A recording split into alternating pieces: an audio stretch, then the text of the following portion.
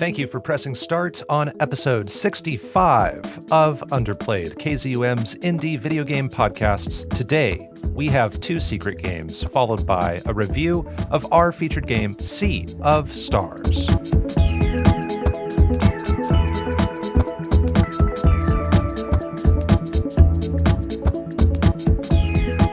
Here on Underplayed, we review indie games of all kinds, the games with small budgets but big hearts, the lesser-known experiences with imaginative ideas. I'm Bo Po, and now joining me is a guy with big dad mode energy, taking you on in River City. He's here to spread joy and transform a toy. It's your berserk boy, DiscoCola. What is going on? Nothing much. I'm a bit stressed today. I was staring at the night inside of myself, but I made it here on borrowed time. How are you? I'm doing just fine, my child of the Solstice who uses magic without using magic. Those are references to our featured game, Sea of Stars, which is a very long game, one of our longest games we've ever played. I think so, yeah. For the show. So there's a lot to talk about. We will get to that later in the episode. And here at the top of the show, we just want to say this is the last normal episode of Season 6, where we review games. And next episode will be still Season 6, but we will be looking back at the previous 10 episodes. We'll be setting the sun on Season 6. Yes. Yes, exactly. I was hoping you'd set me up for that. Actually, I had that one ready to go in my chamber today. I feel like I wasn't setting you up for it, and then you found a way to be set up for it. Yeah. Yeah, it worked out. So good job. Thanks. Yeah, it was awesome. But yeah, we will be looking at all 30 games we have reviewed for Season 6 next episode, and we'll be ranking them. We'll be giving awards. We'll be talking about our favorite moments and characters and favorite art styles and soundscapes and all those kinds of things. And we'll also be planning our featured game roster for next season, which is Season 7. We'll talk about like our plans for Season 7, some of the things we've got cooking next episode. We've got stuff cooking. We do. It's really exciting. So I'm looking forward to talking about it. Do you ever think about how crazy it is that we talk about 30 games in a season? That's a lot of games. It is a lot. Yeah. It's a lot of indie games. It is. And we've done that 6 times. Well, we're about to have done that 6 times now. I know. We can each easily make a top 100 indie games list just based on the indie games we've reviewed. Yeah. Not even counting indie games we've played outside of the show. So it's wild, dude. Yeah. It's a lot of games. But I love that we're able to cover so many titles. And every season I learn about so many games just like from you. Like there are several secret games of yours from this season that I had no concept of. Yeah. Right? Yeah. You know, like I knew about Amanita games, but I didn't know about Happy Game. You know, it's wild. So we'll talk about some of our favorites from this season next time. And it's one of my favorite episodes we do every season. And then Disco, you were telling me this off recording, but you kind of have this new policy on completing games. Is that right? Yeah. Is that what you were telling me? Okay. My backlog of unfinished trophy lists is getting quite large.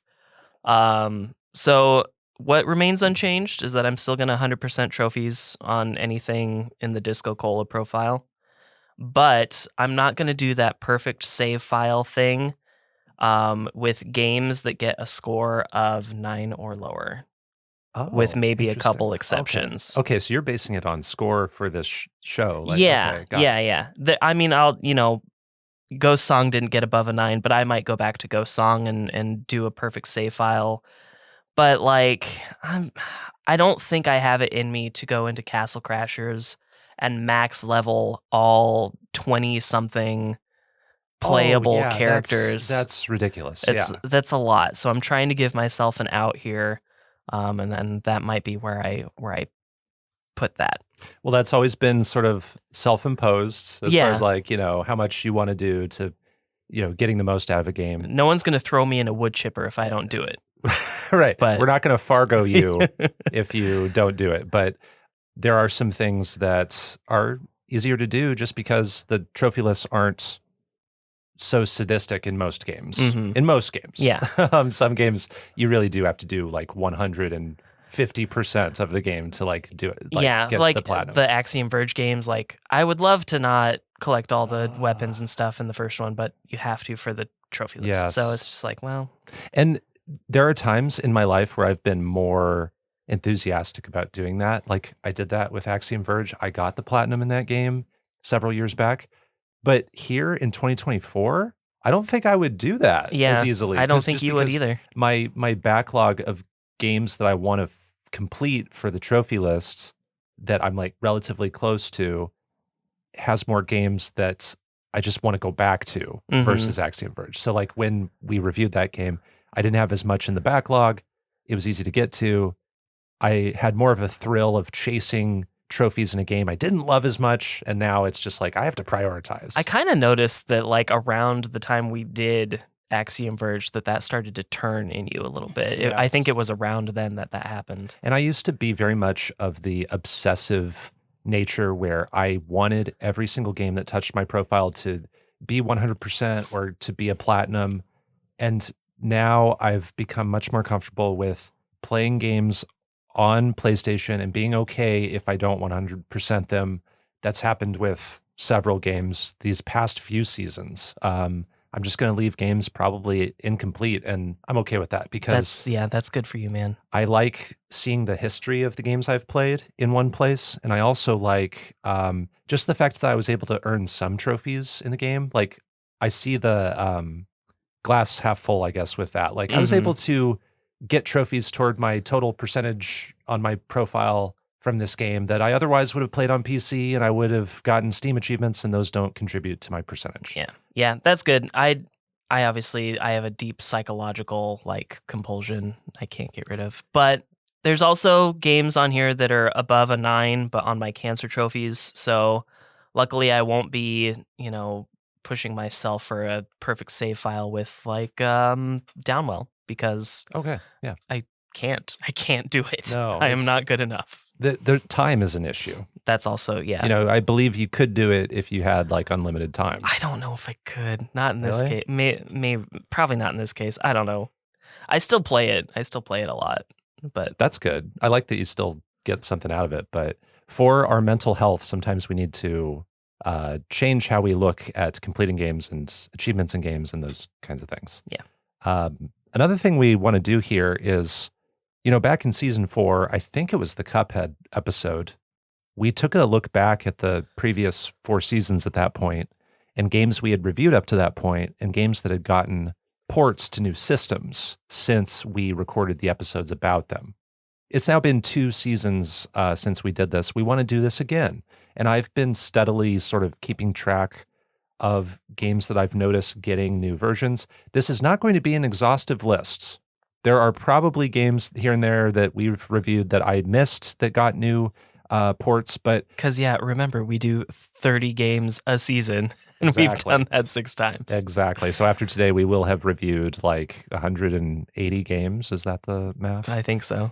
So we'll share games that have recently gotten ports. And these are from the last, year that we've taken note of. So just going chronologically by when we reviewed the games. So we're doing season 1 games first here.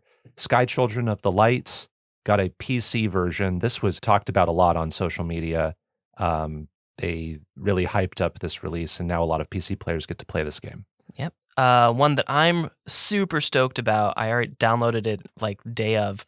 House came to Switch, PS4, and PS5. I've been dying for a console release of that. That's like your dream come true. Yeah. I think you talked about that, back when you were I was like, please, console, please. Yeah. So it's here. Sometimes our dreams do come true there. Another one that I think maybe we could have reported on back in season 4, but I just didn't catch it in time, was Kentucky Route Zero came to the newest generation of consoles in PS5 and Xbox Series X and S. So there were console editions, but now you can play it on the newest hardware.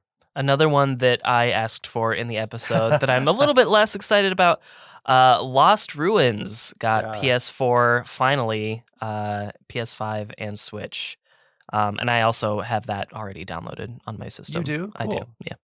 And it's actually called the Deluxe Edition, so I don't know what that I don't know what that entails. is either. I don't know if there's more content that you haven't seen yet, but we'll see. There's the original had like other playable characters that might have been DLC later, so maybe that's just like the all pulled together TV edition Yeah. of Lost Ruins. Got it. Another one is a surprise to me because I would have expected this to be their day one, but Stray came to PC within the past, I don't know, year or something. But this wasn't on PC at first. And now I'm just so psyched that PC players can play Stray. Hades came to iOS, and I've actually seen gameplay of Hades on Netflix games. Okay, what was that like seeing it? It looked like Hades. Yeah. Yeah. I haven't seen like the person physically playing it with their hands, but Was it like a video you watched on YouTube or something? Yeah. Okay, cool. Outer Wilds got an archaeologist edition and it came to Switch, which is really cool. I just love anytime there's a game that we both love that comes to a new platform that more people can enjoy. I'm obviously reason to celebrate. Like we should be rooting for every game we love to come to as many systems as possible because that means that just that many more people will get to enjoy them. I just love seeing that. One that I think we knew was coming when we reviewed it, but wasn't ready yet. Terra Nil came to Switch. And I said that I would try it again, and I may still. Not so hyped about it, but I'll see.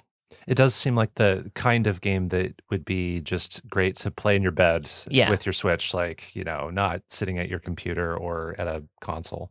The Pedestrian came to Switch. I think that's another one that makes sense for that platform.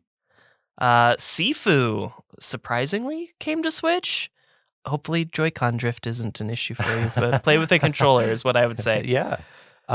Raji and Ancient Epic got a PS5 version. I haven't played it on PS5. I originally played it on PS4, but there you go. All right. And then, surprised this wasn't out there already, Pilgrims is on Android and iOS. Seems like Amanita's been having a focus on mobile first for a lot of games, so I'm surprised it wasn't there. Yeah, I would have bet money probably that it was already like on mobile devices. Billy Bum Bum, a cheeky puzzler. Now this is getting into this current season. Already? Yeah, I just saw this on Twitter the last few weeks, but it has a Switch version and an iOS version. Frambosa just had this 1-2 punch of announcing this on social media, which was cool to see. Nice. For them. And then lastly, El Paso Elsewhere has a PS5 port coming out. Maybe by the time this episode comes out. Maybe. I don't remember the date off the top of my head, but this was wild because this is just the nature of recording a podcast on planet Earth. We recorded our episode where I reviewed El Paso Elsewhere, and the very next day on social media, very next day, like not even 24 hours later, Strange Scaffold announced that yes, El Paso Elsewhere is coming to PS5. And in our original recording, I mentioned that in the credits, there were credits for like the PS5 version. And I explained that I was confused because it wasn't on the PS5. And we cut that part out because by the time I edited the episode, we learned about the PS5 version. So listener, we did talk about this. And there's actually like an edit point where you can kind of like imagine, oh yeah, that would have been the point where they talked about it. We cut it out because it was outdated. Yeah, like immediately. The day later. So. It's almost like when we did Cult of the Lamb and it was like the next day, right? That DLC came out, that big DLC drop. Right. These things happen. These things happen, Disco. These things happen. So we will move on. But before we do so, if you're listening to Underplayed right now, thank you. And we love you. If you haven't already, please consider giving us a follow and a 5-star rating on Spotify and Apple Podcasts.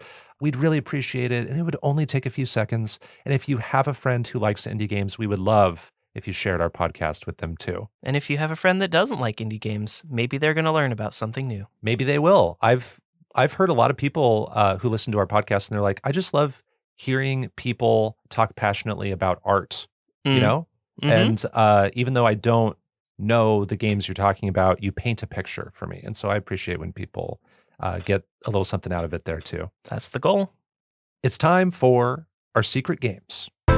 Secret games. Secret games. I know you're playing without me. Secret games. Well, I'm here to tell you, baby. Secret games. I've been playing too.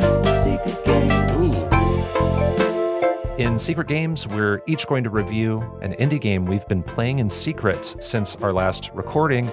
We don't discuss what we're playing in advance. I have no idea what Disco is going to review today. He doesn't know what I'm going to review. And it's time to start with you, DiscoCola. Let the mystery be no more.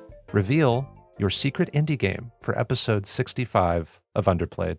All right. My secret game is a fresh new game from Sean the Miller, and it's called Omochapon.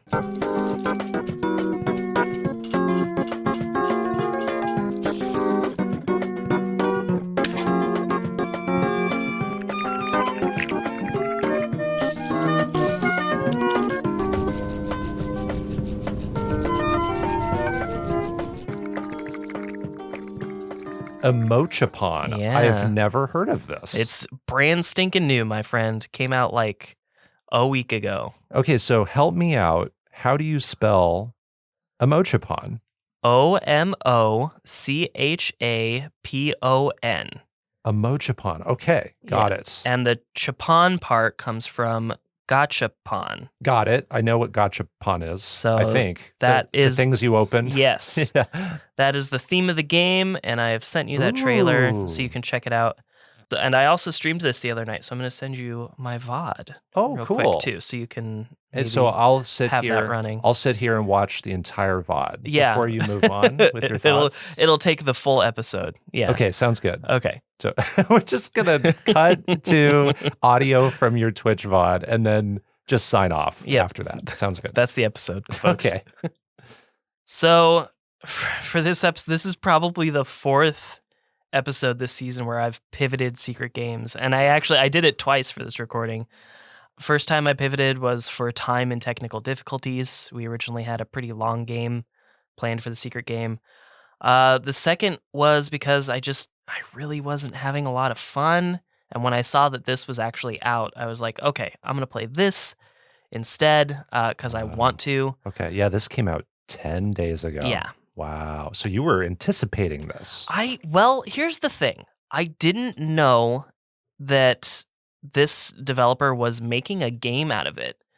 I've been following him on Twitter for a while because he had taken some G1 transformers and modeled them in a 3D space and made them like playable, like a video game. Oh. And they would like transform and everything. And it looked like the toy, but it was moving and it was incredible.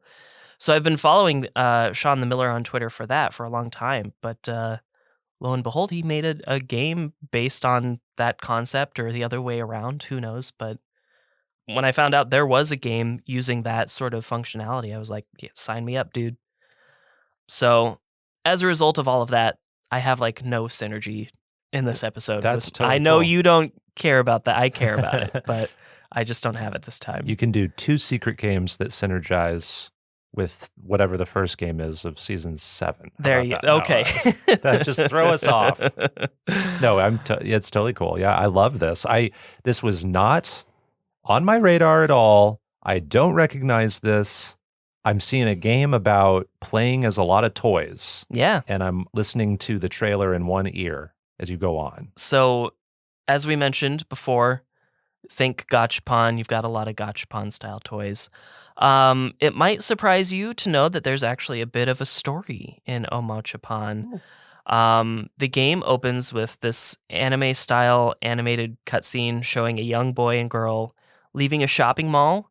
And the boy is holding a gachapon ball. However, something throws the kids off balance, and the gachapon ball ultimately rolls back inside the mall right as the mall is closing for the night. No. So he watches the little ball go through the door, and they put the close sign on. It's giving like Toy Story. Yeah. You know, It's toys very- getting separated from their humans. Yep, very, very much that vibe.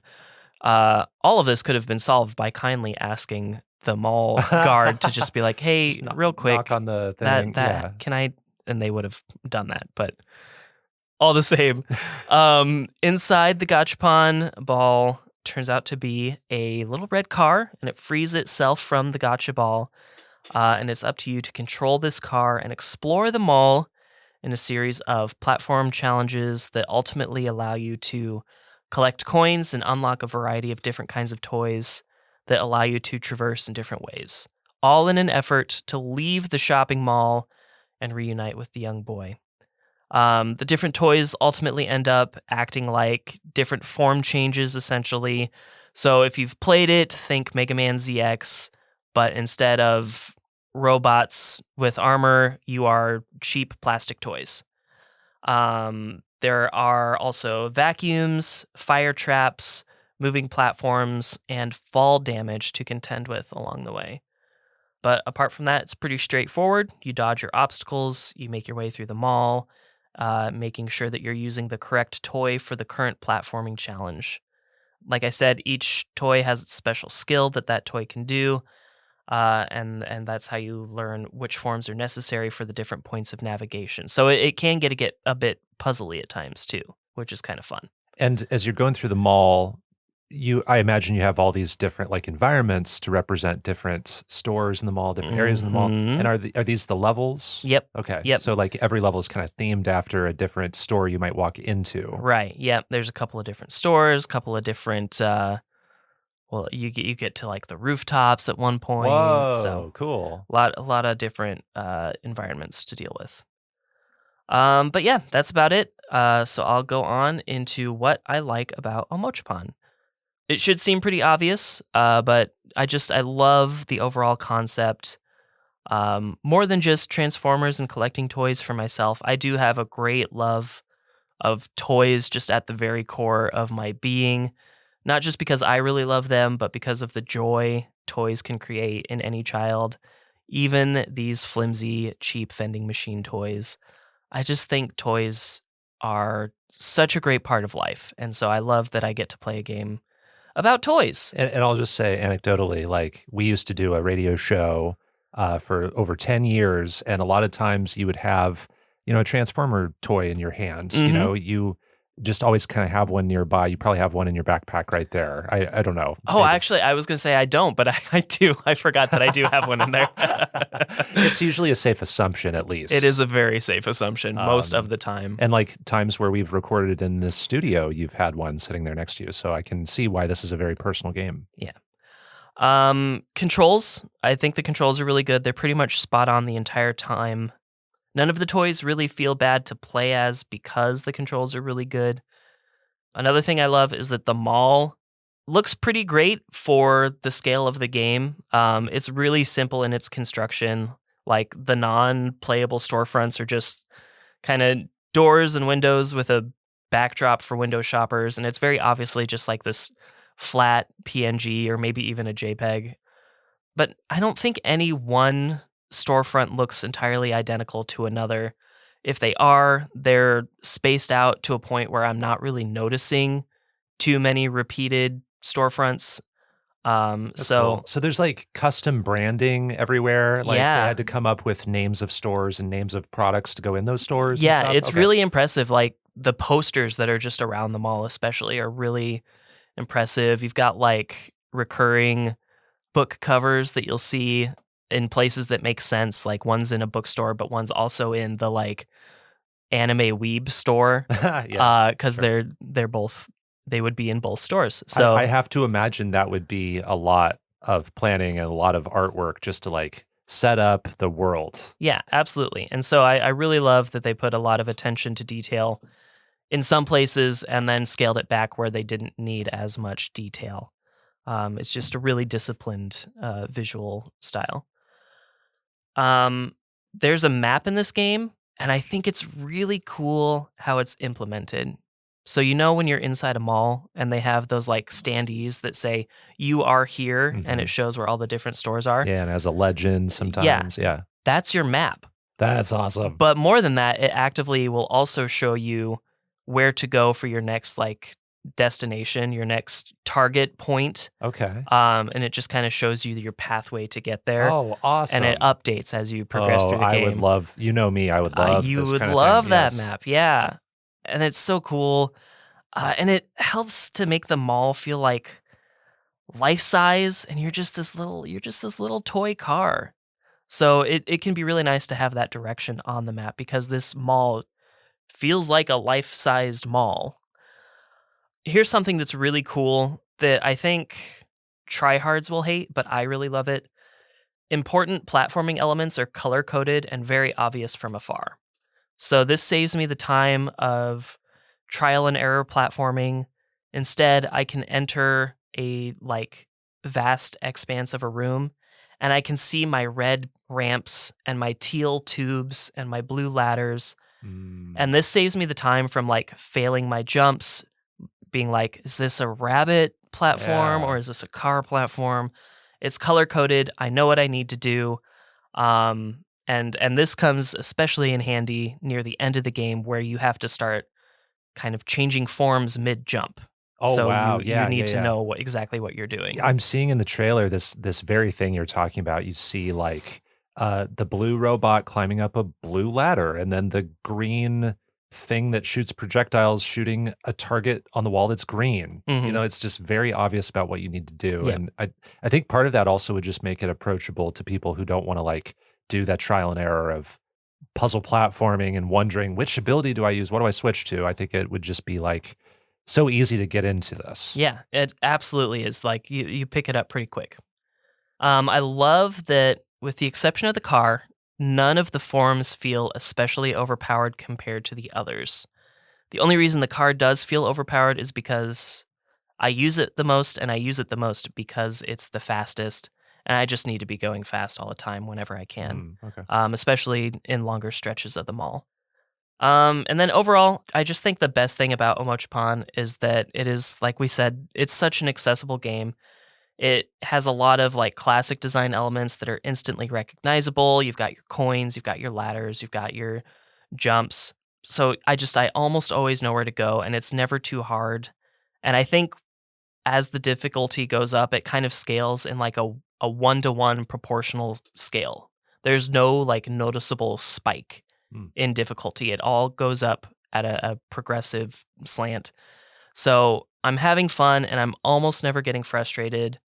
But once I get close to the end of the game, it's also not so easy that I'm getting bored. Mm-hmm. So it's really Nice. scaled in a great way. Things I don't like, there's really not much here. I find very few actual flaws in the game. I had mentioned that there's a strong attention to detail in this game by like having the variety of posters and adverts and storefronts in the mall. But as we get to the less like consumerist levels of the mall, we get into a basement and we get to the rooftops. It just becomes a little bit less attractive and a little bit more soulless. Well, soulless is a strong word, but like when we get to the roof, for example, there are just like lots of expansive areas with not much to look at, including in terms of color. It's all pretty much just like a whitewash, white and gray everywhere. Okay. Another thing I don't like is that fall damage doesn't always feel consistent. There's one toy that's kind of immune to it, not exactly, but that's like basically its skill. But other toys, like namely the car, can make this like jump off of the ramp onto a lower platform and it'll be fine. But other times it seems that if I fall from a similar height without that ramp, it will break the car. Interesting. And so it can be hard to judge when I will take fall damage by taking a shortcut or when I am just going to be fine and I get to a lower ledge a little bit faster. Okay. Another thing I don't love so much is that a few of the toys move just a little bit too slow. Like, yes, the car needs to be the fastest by a lot. Otherwise, the car is not useful because Right. that's its thing. That's its thing, being fast. But I just feel like some of them could move maybe just 20% faster, and that would make a huge difference. Yeah, we like being able to traverse places efficiently in Yeah. games. Like this is something we bring up a lot.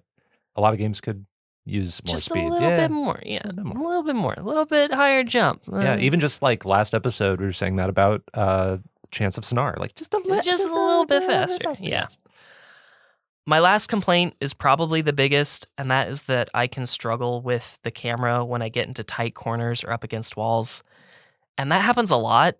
This happens in a lot of games, so I don't know how to like fix camera issues, but I often find myself suddenly zoomed way, way in on my car as I'm driving fast because I'm hugging a wall, or I just like get too fast and I find myself in a corner and the camera is fighting against me. So that would be my biggest complaint about the game overall, is just some camera struggles. Okay.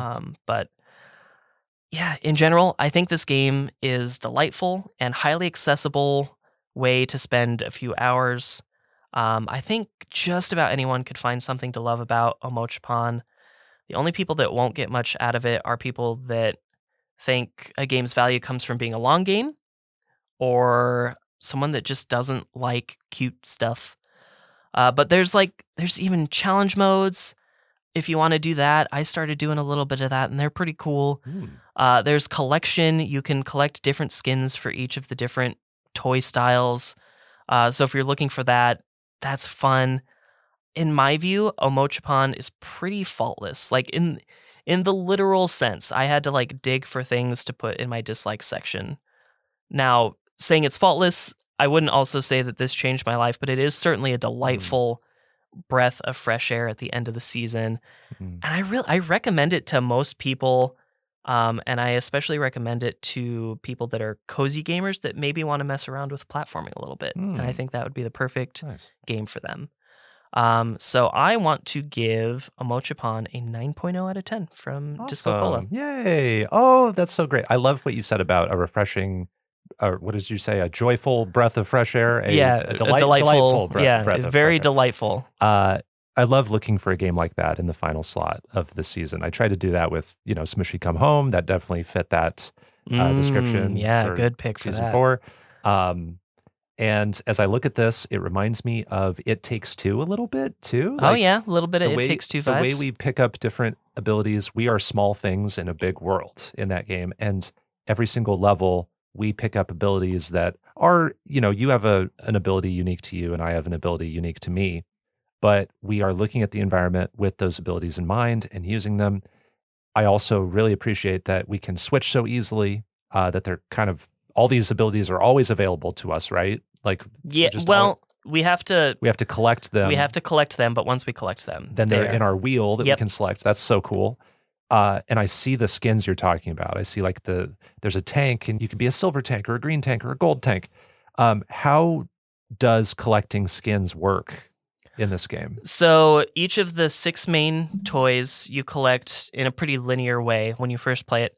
But as you go throughout the game, you'll notice more gachapon balls, maybe off to the side on a platform that you can't reach quite yet. And so you'll be able to go back to that later on, maybe after you get the airplane or something, and you can pick that up. Or there are some just like kind of hidden behind corners. So in my one playthrough of the game, I got all of the basic skins for the rabbit and the tank, maybe, and then a couple others here and there. So you can find some of them your first playthrough. Others you'll have to go back after you've completed the game and unlocked all the forms, just to reach new places that you couldn't before. And I don't remember if you said this, but is it like an open world or is it you're selecting stages? It's an open world. It's all interconnected. So it's like a 3D puzzle platformer, and you're getting new abilities to go back later and like get some of those collectibles, but it's not like necessarily a Metroidvania, like a 3D Metroidvania. Yeah, maybe not just like quite. light on that concept. It's there are certain obstacles that you can't overcome until you get those forms. And then once you go back, it changes the section. So nice. Well, you make me really want to play this. It only takes a couple hours to beat the game. Oh my god. I sent you the VOD. I think I played it 2.5 hours. And I beat the game. So okay. Another thing that I noticed just listening to the trailer in one ear is the sound effects just are they seem very good. I don't know how else to say it. When you're switching to all the different toys, there's like really satisfying little like sound bites, I guess. Yeah, the sound effects are really good in this game. So the gotcha ball has that iconic opening sound that has that little bit of like that air sound to it. Yeah. All the little, like the car's sound when it does its little boost is like zzz. It sounds just like the toy. The little pill bug legs crawling on everything. So the sound effects are really cool. That's great. And then where can you play this game? You can play this game on Nintendo Switch. And that's where you played it, obviously. Yep. Very good. It is time for my secret game.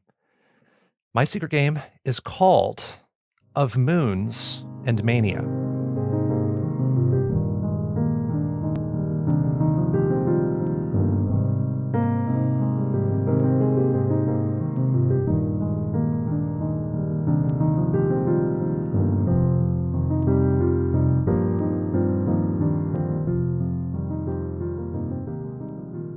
I've never heard of this. So today we're reviewing Sea of Stars, which is a very long, colorful, energetic RPG, an adventure, if you will, a long adventure.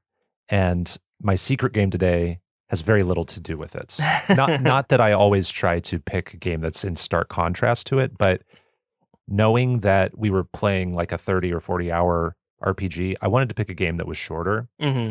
And this has been on my radar for about a year and a half. Wow. And Okay.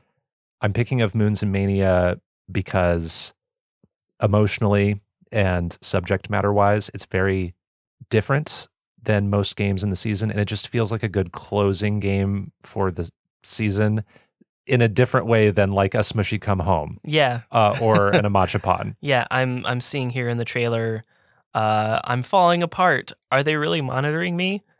Yeah. Yeah. And so I will give a warning about this game, but first, this is a 2022 narrative game developed and published by Absurd Walls.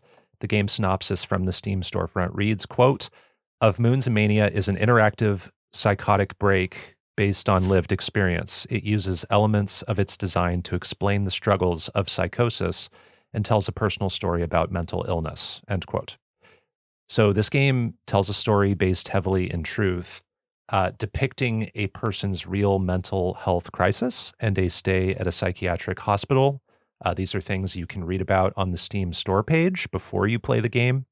And if you're in a vulnerable state with these topics, or if you're close to someone who is or has been, I would advise you to be in a good mental space before playing of Moons and Mania, and maybe consider skipping past this review even. I'm going to spare a lot of details in this review. I will set up the situation of who this person is, but if you need to skip ahead, there are timestamps in the show notes for you.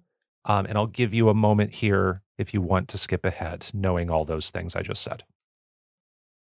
A big fat moment. Just a little bit more. Okay, we'll continue on. So, Of Moons and Mania is a very unconventional game, so this is going to be a little bit of an unconventional review.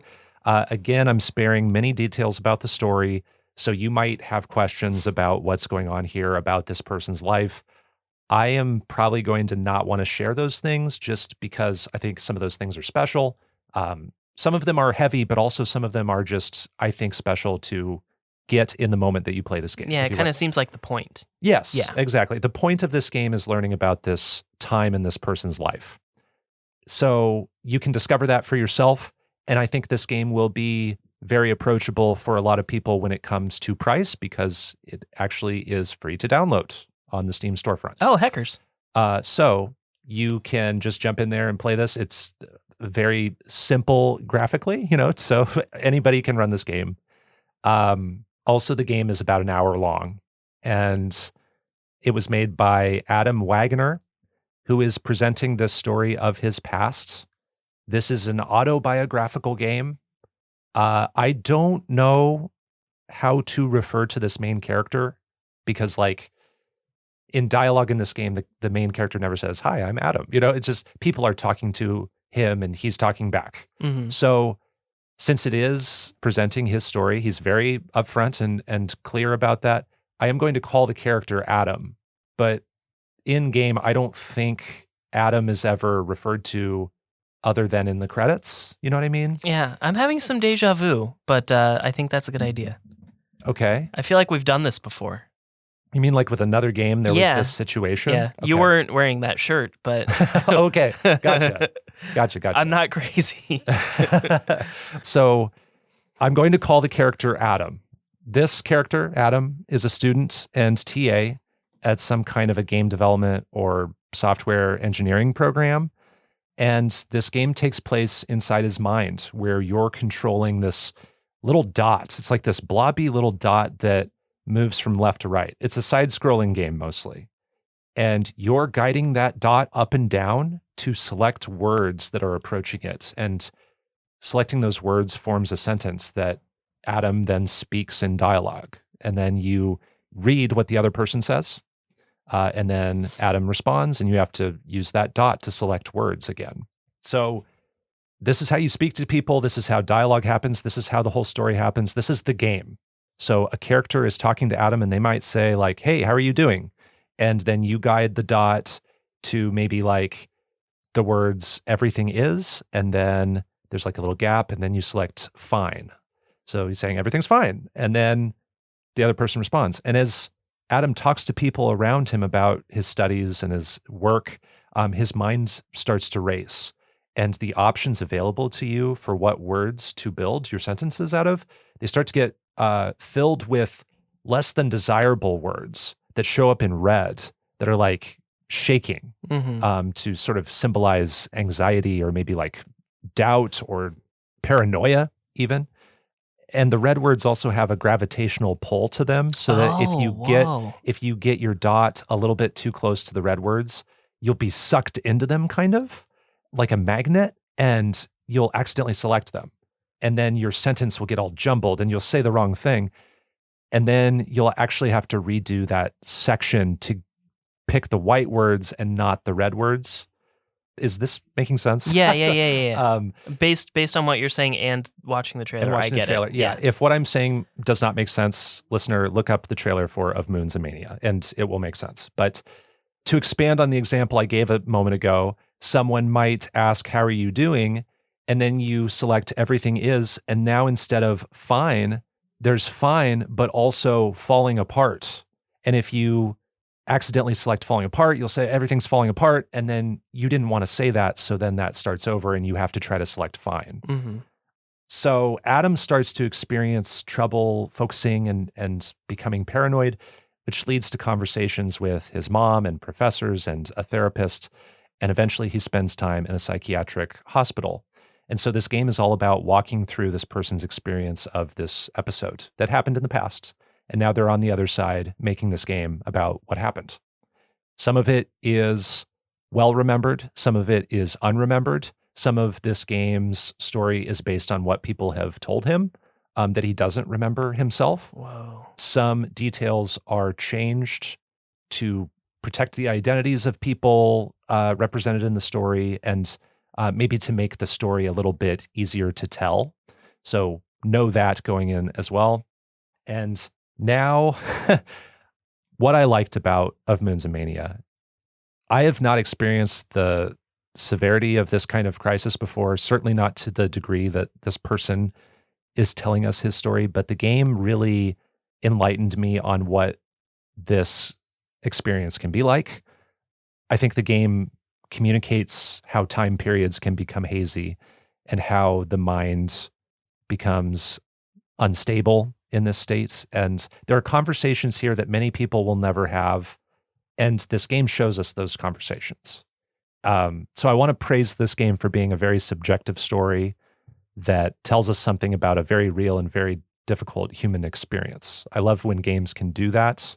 I think this game has the ability to do that in ways that other media can't, like maybe reading a book wouldn't be able to quite do it this way.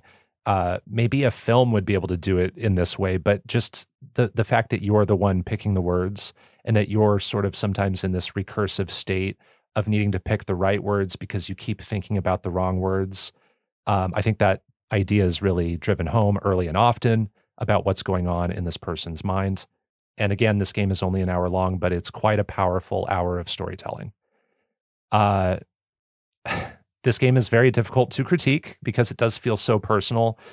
But at the end of the day, we do have a game that's interactive and we can use our mouse and keyboard or our controller to play it. So I will talk about something here that, I didn't enjoy as much, but as a game with gameplay, I think the central gameplay idea imparts what it wants to represent to you very early.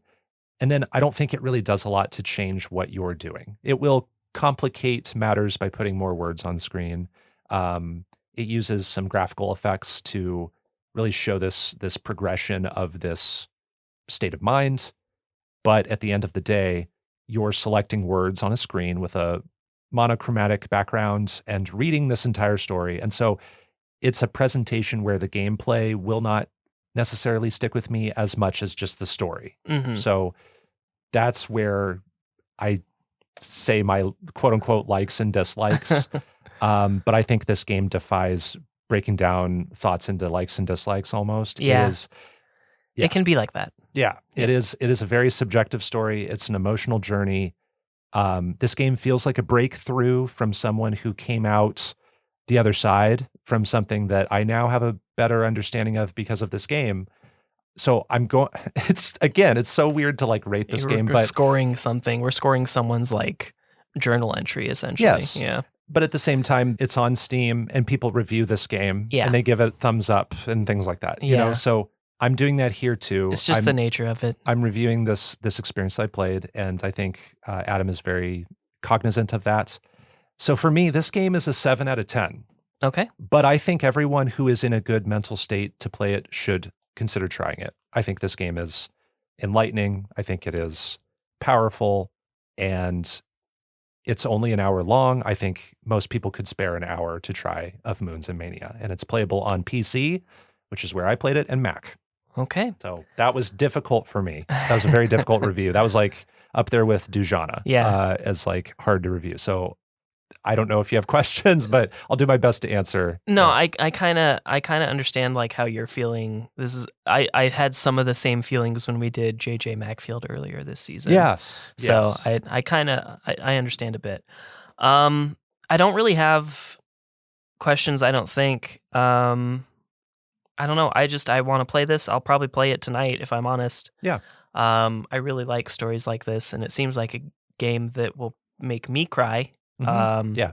So I didn't shed all these tears, but I was tearing up. You know, it's you become attached to this person, and I think you will be very empathetic toward what happens. yeah, and mental state will obviously play a role in it too. Mhm. So Yeah, so everybody will come to this game with their own experiences, and so that will make the story land on everybody a little bit differently too. yeah, and I'm looking forward to that, and I enjoy seeking out stories like this that are about people who have hurt and create art out of it. Mm-hmm. Yeah, this game is just part of like the empathy generating power of indie games. It's symbolic of the empathy generating power of indie games for sure. And I know that Adam is, based on what I've read, he's in a great spot now, and he's working on his next game. And then another thing is that I just want to give a shout out to this indie game critic I follow named Jill Grote. She goes by the Indie Informer, and she reviewed this game on a podcast as a guest that I watched. And so that's how I kind of learned about this game a little over a year ago, I want to say. Yeah. Shout out. Thank you. Yes. So those are our secret games, Omochapon and Of Moons and Mania. Let's move on to our review of Sea of Stars. It is our featured game.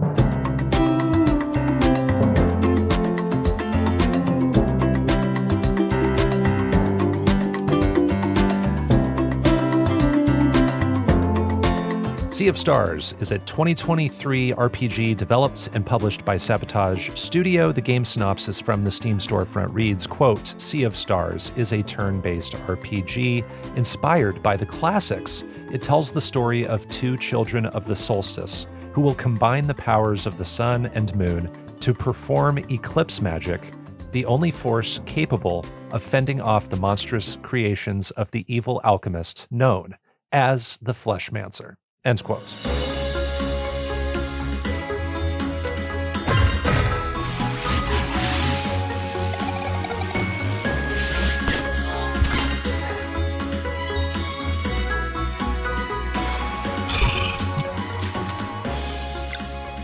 So, this is a long game.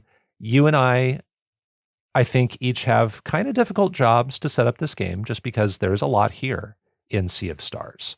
So I'll talk about the story and setting. I'll throw it to you for gameplay stuff. But in Sea of Stars, there's this evil alchemist named the Fleshmancer who creates these beings called the Dwellers. And the Dwellers can only be defeated by eclipse magic, the magic of the sun and the moon. And we have two main characters, Valere, a lunar monk, and Zale, a solar blade dancer. who can wield this eclipse magic. And we see them grow up training at Zenith Academy in the town of Mooncradle, where they learn from Headmaster Moraine, as well as Erlina and Brugaves? Brugaves. Brugaves? I don't know. I don't know. I'm going to say Brugaves. That's what I was saying. That's how I would pronounce streams. it. Okay. Yeah. So they have basically 3 mentors, and these 3 mentors are Solstice warriors, training Valere and Zale to be Solstice warriors too. And so we landed on Valere. I looked up videos. Okay. And people say Valere in the videos I saw. So okay. Are these like official sources? These are like reviews from IGN and stuff. Okay. Like with hundreds of thousands of views. Okay. So I trust them more than us. Yeah. I really don't think it's Valerie. I think that's probably wasn't. But I'm going to say Valere. So Valere and Zale have a close friend named Garl, who is a warrior cook, and Garl is not training to be a Solstice warrior. Garl can't wield this magic. He's a he's like a muggle, if you will. And when Valere and Zale are old enough, they take on trials of this being called the Elder Mist. And after these trials, they can become true Solstice warriors who can assist with fending off the last of the dwellers. And as they're making their way to these trials, Garl pops out of a bush and says, hey, I want to join you. I want to leave this island. I want to be in your party. So it's the 3 of you. It's Valere, Zale, and Garl. And you can start fighting monsters, doing these trials, and you set off on an adventure that leads them to discover more about the Fleshmancer. And the threat to the world becomes more and more complicated, which is why we eventually play this game for dozens of hours and not like 6 hours.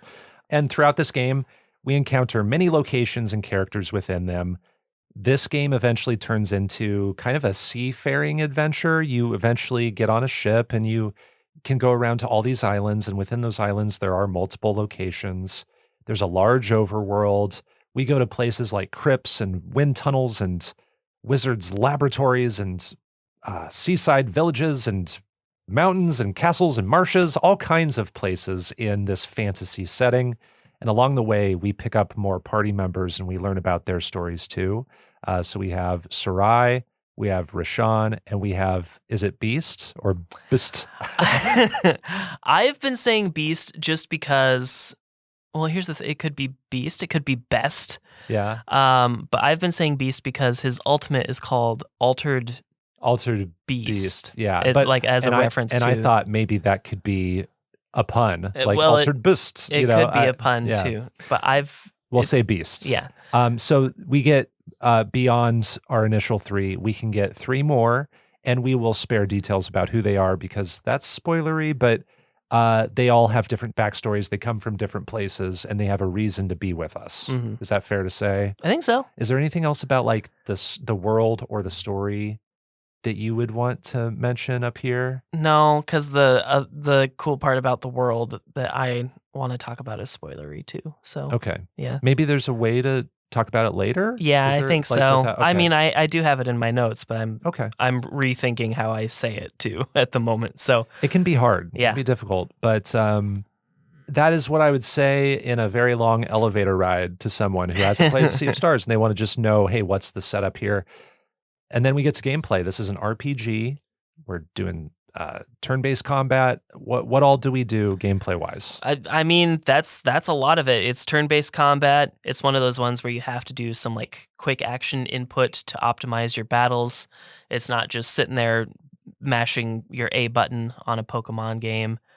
But you also, because it's a JRPG style game, you have HP, your MP, attack, defense, magic attack, magic defense. So you've got these stats that you get to level up as you level up and gain experience. But apart from that, you also get some overworld action. You get some overworld platforming. Not exactly platforming, but kind of platforming. Mm-hmm. So you can like jump over small gaps. You climb ladders. You swing across larger gaps, and this will allow you to reach a bunch of different new areas. There's more ways than that to interact with the overworld environment. I think it's notable enough to say that this is not a random encounter style JRPG. Those can be pretty common. Yeah. That's not what this one is. You see your enemies on the map, and you can decide to attack or do your best to avoid them.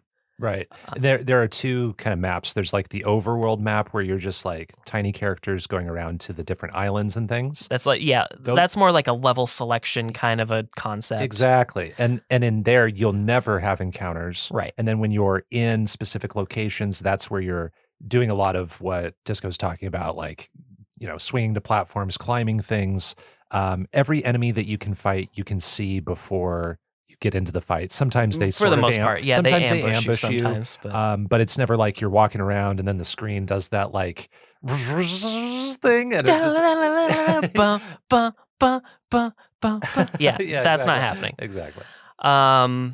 In addition to some of those like platforming things, you have like magic-based puzzles where you use your eclipse magic or wind magic to progress through different kinds of puzzles. So it's really cool that they incorporated some of those kinds of things in here that are common in some JRPGs. And like most JRPG style games, you gain currency, experience, there's equipment to optimize your stats even more beyond your base stats. So that will give you the potential to overcome a wide variety of enemies and areas to reach the ultimate goal. There's loads and loads and loads of NPCs. Some of them will give you side quests, but all of them have at least something to say.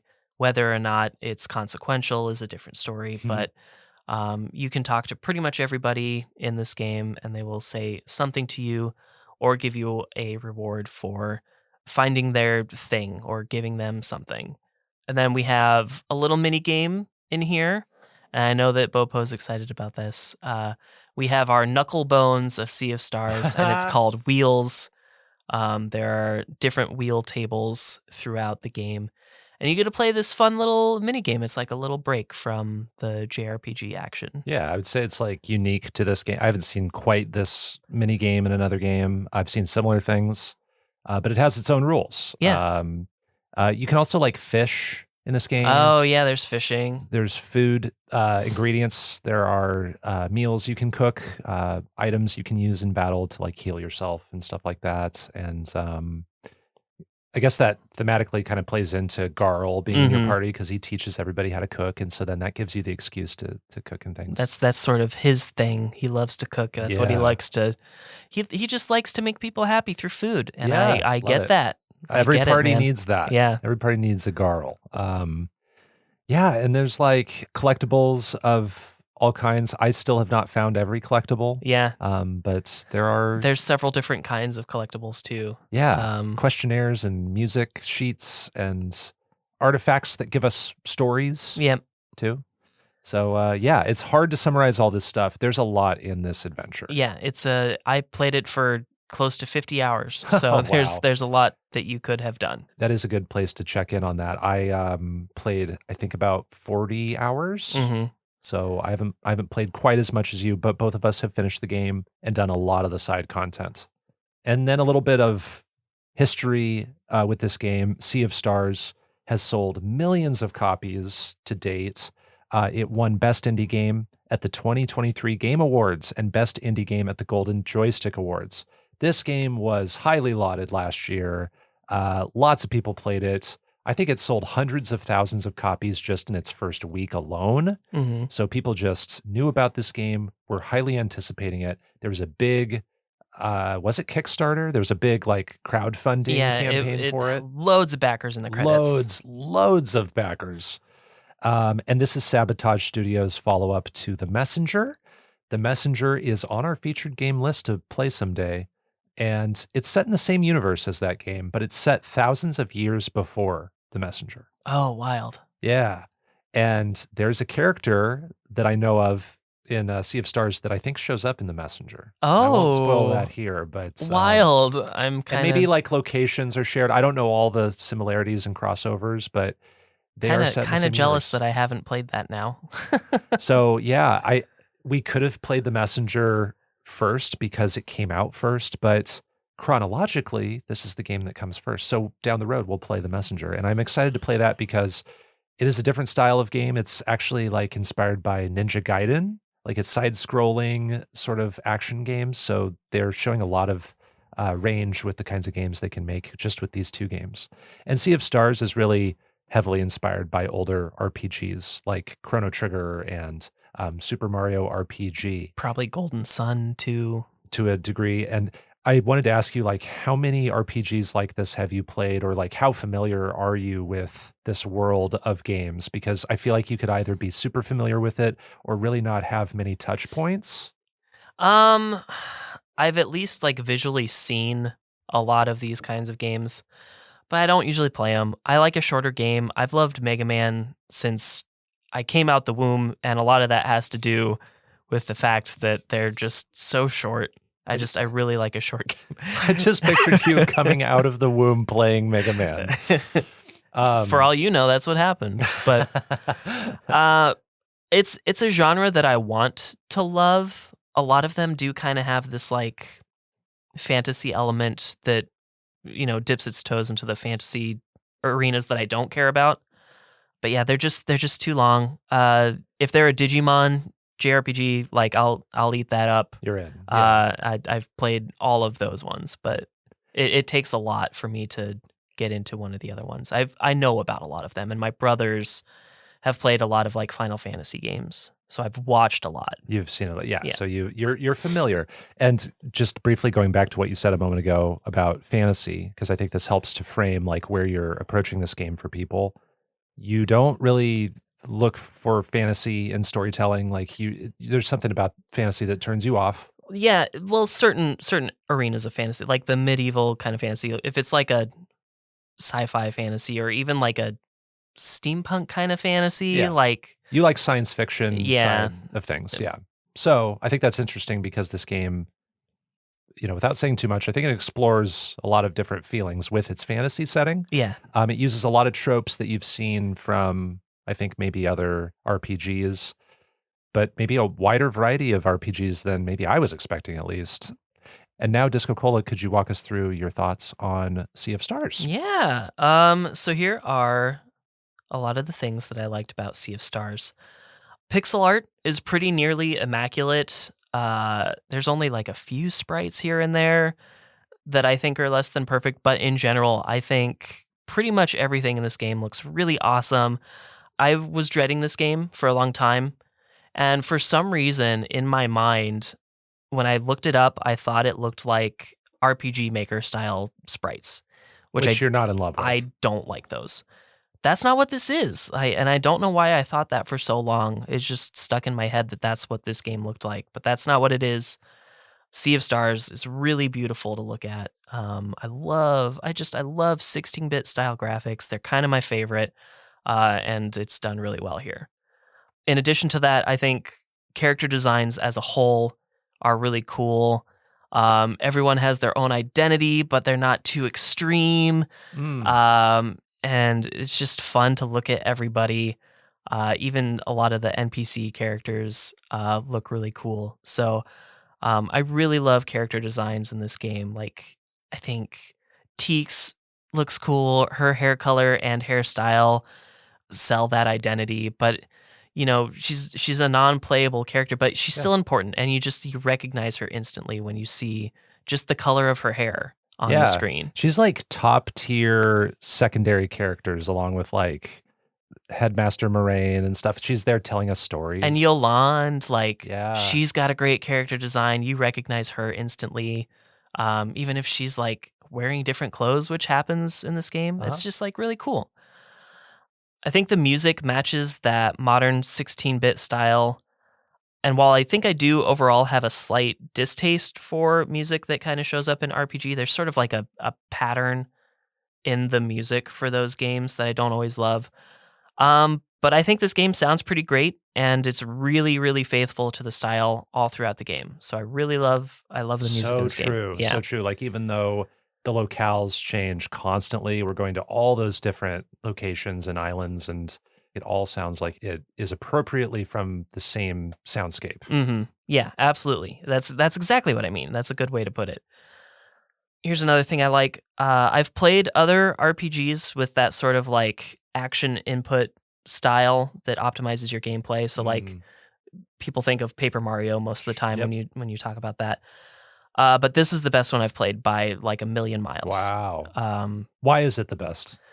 It's just the timing of it feels right. The feedback feels great. And the reward for doing so is, I don't know, it's just right. And it's not punishing if you don't do it. Oh, that's so true. That is so true. I don't think I thought of it that way.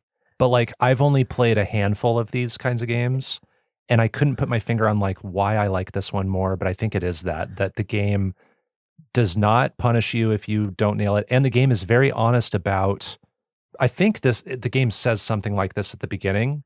It says, hey, you're probably not going to be perfect with every button press. Mm-hmm. So don't get down on yourself. Instead, be proud whenever you pull it off. Right. There's some like tutorial message that had that sentiment. And that was so like reassuring to hear early on because I wasn't sure if I would have the rhythm and the timing and do it. Times I don't. And you want to be perfect. You always want to be as perfect as you can, especially in a combat situation. But it's not going to instant kill you if you don't hit that defense trigger. And I'm thinking of like Bug Fables where I just like I cannot get the rhythm down, and there's no like significant feedback on that, and it really punishes you if you just like can't get it right.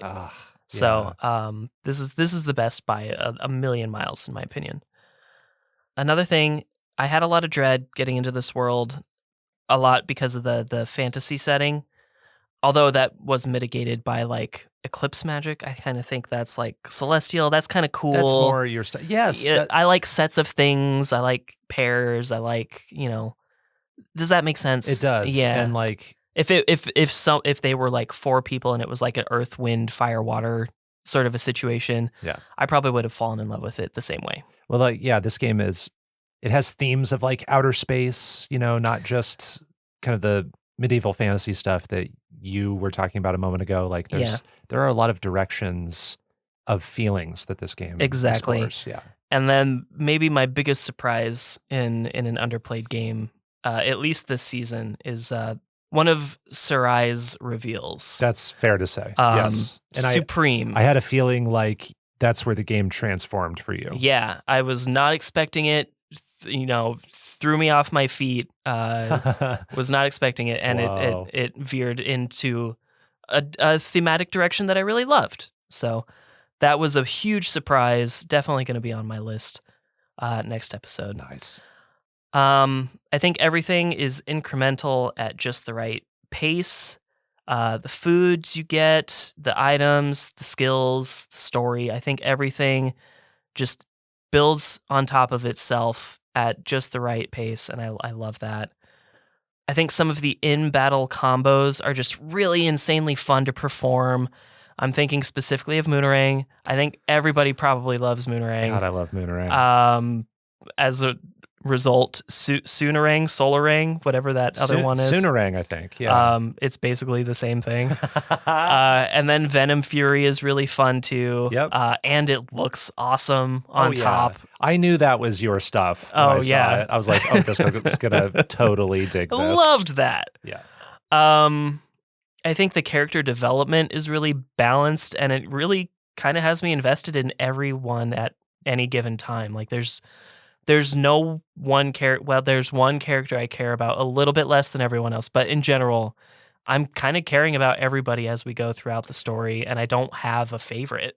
Wow. As far as like a character goes, I have a favorite in battle for sure. Oh, sure. But like story wise. Yeah. Yeah. I'm going to jump ahead just real quick on something I was going to say in a moment, but many characters feel substantial and important, and even many of the side characters. And there were many moments where I thought, oh, this character is just going to be this one-dimensional person I talk to just here, and then they'll never show back up. I was surprised so many times at how many characters came back and paid off a moment that was set up a while ago that I didn't even know was a setup. Oh, yeah. Characters reveal themselves to be more important than they seem at first, all freaking over this game. See, and I love that. The first person that comes to my mind when you say that is in the Flooded Graveyard. And I don't want to say more than that because that will ruin that surprise for somebody. But yes, there's a character in there, and I'm like, oh, I didn't know that you were going to matter this much. I know. I love that in stories and games. Yeah. Another thing I love is that there are several different like collection tasks that you can do, and it kind of always has me keeping my eyes peeled as long as I'm not getting overwhelmed by enemies. It has me keeping my eyes peeled. Yeah, you can only look at so much. Like, now I'm in look out for a battle mode. Now I need to look for a obscured chest mode. Right, yeah. So yeah, just like rainbow conches, like the music sheets, wheels. I'm always looking out for that kind of stuff. I think the game is almost perfectly disciplined and not overwhelming me. That's kind of like the overarching thing about all the collection and all the battles. So I really love that it didn't become such a daunting game as I expected it to be. It was a daunting time commitment, but like as far as difficulty and knowing what to do, where to go, I never felt overwhelmed. That sounds like a very positive surprise, like another Yes. surprise that's positive. Yeah, I can get so lost in JRPGs, even my favorite ones. But this made it pretty clear what I needed to do at almost all times. I think the post game or true ending tasks are mostly pretty fun. I tend to enjoy these kinds of extra game tasks in most Digimon games, but the Digimon games never tend to have enough of those kinds of things. And so I think there's just the right amount here, maybe a little bit too much. There's one task in particular that's just like... Is it the conches? The conches. Yeah. I don't enjoy collecting the conches. There's just a few too many of them. But and then the last thing is that, yeah, this just reminds me of all of my favorite RPGs, which, again, generally happen to be Digimon games. But it's basically taking all of the best parts of all of the JRPGs that I enjoy and putting them into one game that was really satisfying to play. That's incredible. Dislikes. So in battle, enemies will have what are called blocks. You remove these locks by performing specific attack styles. So an enemy will have 3 locks on, and one will be a blunt attack, a solar attack, and a lunar attack. And if you remove all of those, it will disrupt the attack. If you remove only some of them, it depletes the attack power. Sometimes in this game, there are just like locks that are impossible to remove. Locks. 10 locks, and there's like, they've got one move until they do it, and there's like no way to... Sometimes it feels like you're doing a really good job at removing locks on an attack that's going to come in like 3 moves. And then it's like, then the boss is disrupted, and then you get a free hit in without them charging anything up. Then they charge up the next one. And this one has like 1 more lock, and it's going to happen in 2 moves. It's like, oh, I could probably still deal with that. And you do it. And then the next time it's like, okay, 10 locks, 1 move. Try to beat that. You depleted all of your MP doing like lunar magic, and so you don't have any MP left either. Yeah, and doing the attack from Sarai that like delays their attack. Yeah. I burned all of her MP already. So it feels like the game is inevitably going to throw a difficult thing your way, which I understand.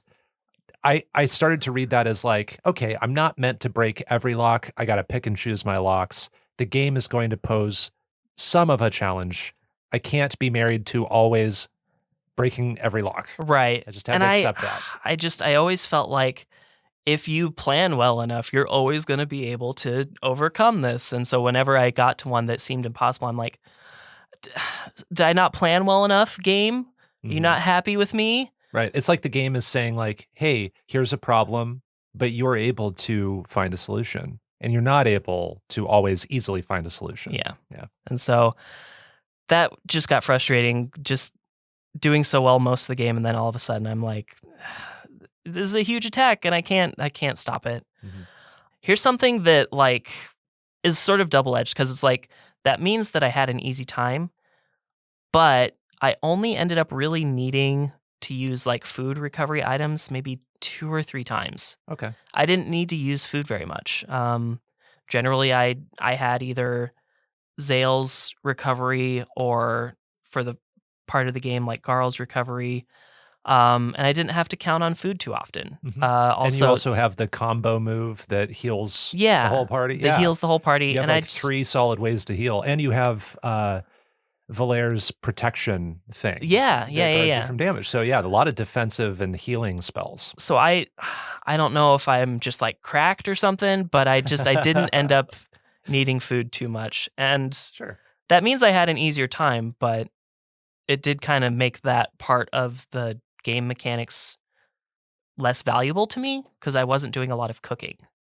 I'm not sure how I feel about this because I always use items in turn-based RPGs very sparingly because I'm always afraid of, oh, am I going to need that in the next encounter where there's a surprise boss? And so I ration them out so sparingly. Yeah. So I don't know. I think I used more items than you, but really not that much more. Right. I kind of alluded to this, but I do get a little bit of that medieval fatigue at times. I don't think it's technically like even medieval in general. I think it's a little bit later than that, but there is still a lot of that going on, and I do feel it. And I'm just like, there are certain parts of the game where I'm just like, okay, let's. Is it mostly in the first like half of the game? I'd say about the middle, Okay. really, once we start getting to like clockwork and the necromancer. Yeah. Mhm. So that's kind of where I'm feeling it. I don't enjoy the Quizmaster stuff. I appreciate the rewards. The rewards are pretty great, but that was not a part of the game that I had fun with. It was. I haven't done that yet. It was a chore for me. Okay. There are certain zones that I just absolutely hate. Most specifically, areas that are just really dark. I'm thinking specifically of Torment Peak. I just hate being there. You hate it because it's hard to see? Because I can't see. Yeah. And if I want to like look for items there, and there are items there, I can't see them. And my like TV is already like kind of aging and dark already. Yeah. We've got a Solstice warrior whose power comes from the sun. You should be able to like light a wand or something. And you get like a little bit of glow from his like cape, but I can't see. There also, when places have like a lot of split paths, I don't hate it, but I'm getting stressed out because like I'm getting in battles and then I'm forgetting which paths I've already taken, and it gets a little bit harder for me to backtrack, or it's like I've invested a lot of time here already, and I need to keep moving. Yeah, it's hard to know where the main path is and where the side path is sometimes. Yeah. I know, and I'm sorry about this, I know that you love wheels, but... but you know what? Trash wheels. This is your moment to trash wheels, and then I'm going to praise it later. And then we will no longer be friends. I'm not going to trash wheels, but I did find some of the rules were nebulous to me. Yeah. If I ever figured them out. And I know that there's a guide to wheels to read, but a good amount of it is easy to follow after playing a few games, but just not everything. But credit where credit is due. Each time your opponent selects their heroes first, it's sort of fun to speculate on what the specific counter is. Okay. And I think that's where I had the most fun. It was like, oh, they picked the archer and the mage, so I'm going to pick the stonemason and the knight. It's like getting to see your opponent's Digimon deck. Yeah. Before a tournament. It really is kind of like that. So your criticisms, though, about wheels, I think are completely valid. I think there are lots of criticisms I would have about wheels. All that aside, I still really had fun with it. I'm going to talk about that in a second. I know you will. I think the game is actually mostly BS. I really do. But all that aside, I think it's it's like, fun. I did 8 damage. All right, cool. I'll take it. I took 8 damage? Dang. I guess that's how wheels works. Got wheeled, sucker. It's wheely fun. Sorry. You were waiting. That was your like setting the sun on the season. Certain character motivations to me and conclusions and stories, they just get a little bit lost in the shuffle. Like, yes, I did Beast's thing, but what is Beast exactly? What happens to Fleshmancer exactly in the final ending? Like, what is the World Eater? What's the initial relationship between Rashawn and Fleshmancer? Like, I forget, what their relationship was. I lose track of some things because there is just a lot in this game. There is. I was going to say the same thing. There are parts of this game where like I'm a little hazy on things, and I think it happens in the last half to third. Yeah, I'd say last third. There are moments where I was like, yeah, I definitely played this game for like a 5-hour stretch, and I did not understand some of it for sure. And I'm only getting context like once I maybe do that story's boss battle or something. I'm like, okay, now I understand like what Sarai was talking to me about when we were in her hometown. Now I understand. And to the game's credit, I think it does do a good job sometimes of presenting a story moment that's maybe a little bit elongated, and then at the end we'll get some bonus lore or like context for what we just heard, or things will be spoken in a different way. Mhm. So we hear sometimes we need to hear things 2 or 3 different ways to fully understand, and I think the narrative knows that, and it presents this information in helpful ways sometimes. That's a good way to put that. Yeah, thank you. Another thing I don't like as much, leveling gets really, really slow in the late teens. Yes. And it kind of gets to the point where I don't get that level up reward enough. Like I don't get that little jingle and, get the Ding, brain ding, ding, activation. ding, ding, ding. But I did. Love that music. Sorry. It's a really great tune too. And that's like part of it. It just like activates that part of your brain. And you're like, oh, I can't wait till I level up again. Mm-hmm. But I did find out that the level cap is 30. So that does make more sense. I think that's a pretty low level cap. Yeah. And it kind of complicates my new completion criteria because a level cap of 30 makes like max stats impossible too. So because you can only pick every stat so many times. Right, yeah, you only level Like up 4 to or 5 30. times. Yeah. I'm at level 21 right now. Do you know what level I'm you're at? I'm at 21, I think, 21? as well. And I think when I leveled up into 21 and then I got experience the next battle, it said like, okay, like 75,000 experience until it's like, oh my God. And it's going to get in the mid 20s and late 20s. It's going to get into the probably like a hundreds of million. thousands. It's probably a million lot. to get to your last one. It's crazy. insane. Yeah, it's exponential. But anyways, all of that is to say that like that cap is low and it slows down too much. And I would gladly take maybe some sort of DLC item set. I would continue to play this game just for the sole purpose of grinding out money to get these items to maximize my stats. That sounds fun to me in this case, not for every game, but in this case, I would do that. And then my obviously biggest complaint is that the game's too long. It is short compared to a lot of JRPGs, but I don't tend to favor games at this length, and I'm trying to avoid games at this length, at least for the next season, because I'm a little tired. That's fair. Okay, I'll keep that in mind too. Appreciate it. Yeah, I'm trying to think of like what's the longest game currently on our list. I'd have to look. I think this probably was the longest one.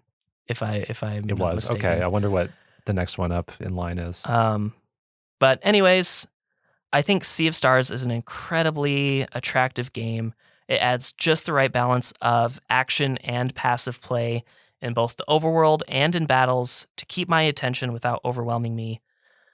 So much of it reminds me of all the best parts of specifically Digimon World 3, which is one of my favorites. And that's high praise, obviously, because I usually just play Digimon JRPGs.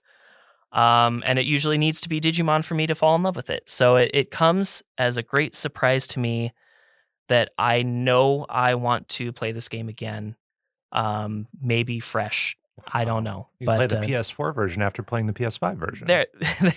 Maybe. Get another platinum. So I will give Sea of Stars. I've got 2 here. I'm trying to decide. 2 scores. Okay. Yeah. Can I guess what they are? Yeah. Are they 9 and 9.5? They are. Okay. We might cut that part out if I pick the lower one. Oh my God, that's amazing. I'm gonna give Sea of Stars. I'm gonna give it the 9.5. Hell yeah. That's great, dude. I love that you loved this. I wasn't sure how you'd feel about it because I knew it was long. I knew it maybe wasn't the genre you chase, but it sounds like you had an incredible time and I had an incredible time too. I love this story and how approachable it is to follow for most of it. I think things are explained really clearly. I can get into this game in the first like 5-10 hours and I'm following every beat and really liking the characters. I don't fall in love with the characters necessarily, but these are pleasant characters. I like how they talk to each other most of the time. Sometimes they can be a little wordy with what they say, but usually it's in service of telling a story in a way that I can follow. So this narrative is approachable for me.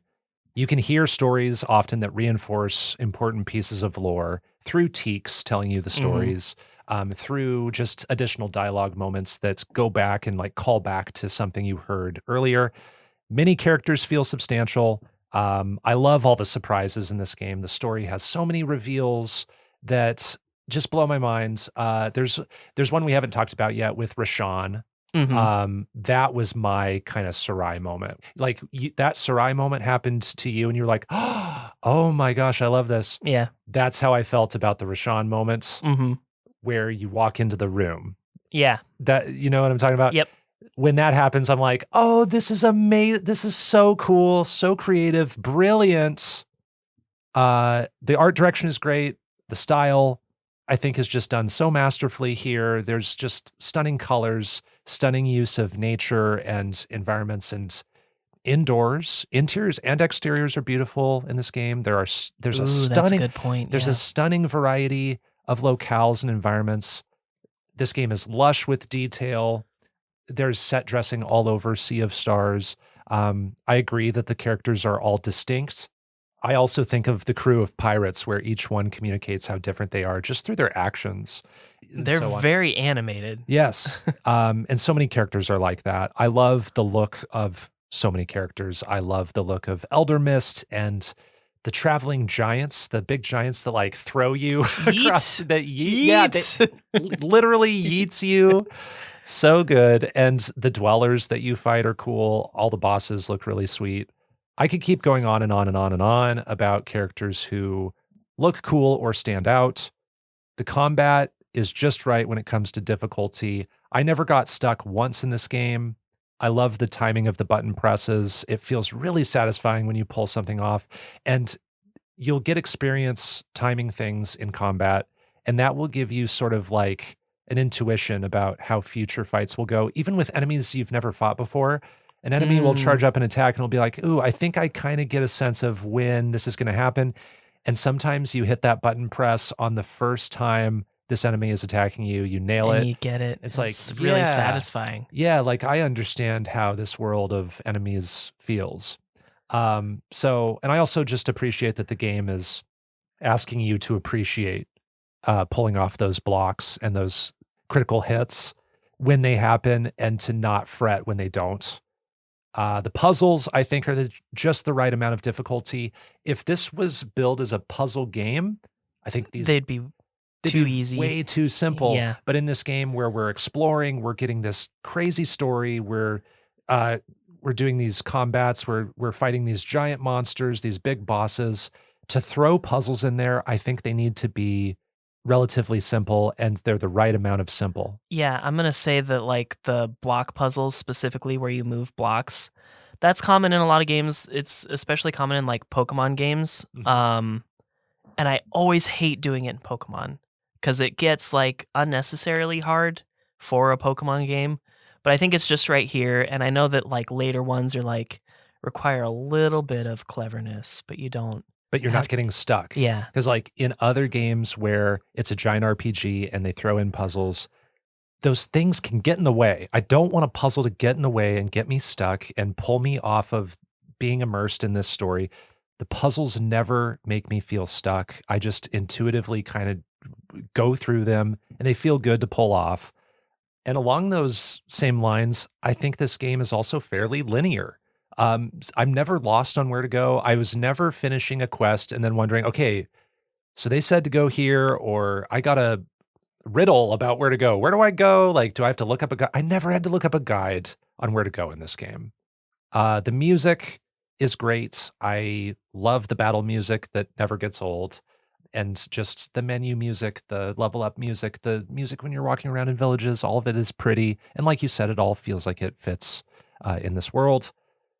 I think this game is very confident with height and like verticality. Yeah. There are lots of maps where you're climbing super far up and it feels like you're on this giant playground where it's just asking you to like climb up this big cliff. And then I'm thinking back to the last 10 minutes and it's like, I've been climbing up this whole level. That's wild. Yeah. And then it also gives you helpful shortcuts to traverse that height once you unlock the shortcuts too. And those ones have some of the best like backgrounds in them as well. Yes. Yes. They're often like in outdoor areas with really cool vistas. I just think this game is polished and precise in every conceivable way. That's my overarching comment here. And then wheels. I love wheels. My dislikes, I think the core gameplay of combat got a little stretched thin over time because there's nothing wrong with this combat. The idea of it happens over 30 to 40 hours and it doesn't really like evolve much. Like we Mhm. get more characters, we get more abilities, we unlock like combo powers. I think once we get ultimate, that's where it sort it of kind of levels plateaus. out. Yeah. Right. But the core of the combat never really evolves past hit the enemies to restore MP and to generate live mana.